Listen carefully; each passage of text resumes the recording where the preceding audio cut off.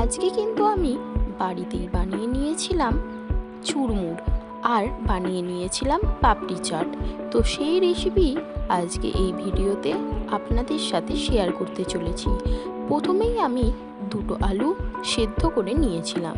তারপর আলুগুলো একটু ঠান্ডা হয়ে যাওয়ার মধ্যে আমি আলুর খোসাগুলো খুব ভালোভাবে ছাড়িয়ে নিয়েছি।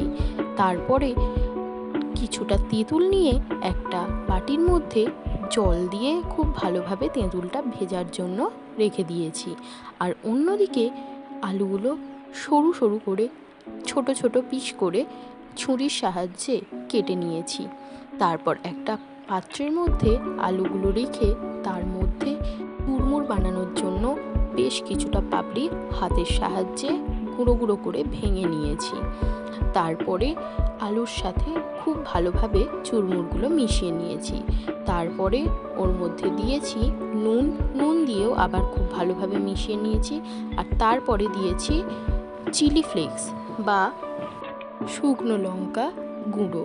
তারপরে খুব ভালোভাবে মিশিয়ে নিয়ে দিয়ে দিয়েছি গরম মশলাটা করেছিলাম ধনে, জিরে, গোলমরিচ হালকা করে একটু গরম করে নিয়ে সেটাকে গুঁড়ো করে তৈরি করেছিলাম।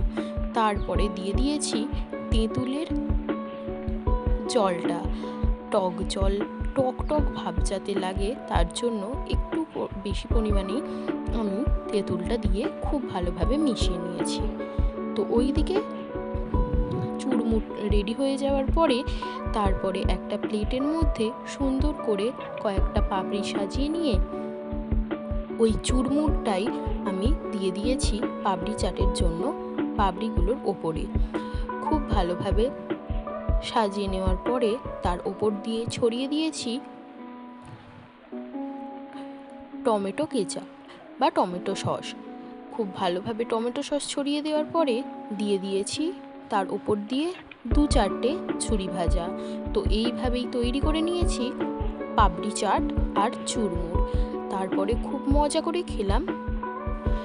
এই রকম নতুন নতুন রেসিপির ভিডিও যদি আপনারা দেখতে চান তাহলে আমার চ্যানেলটা সাবস্ক্রাইব করে দেবেন। ধন্যবাদ।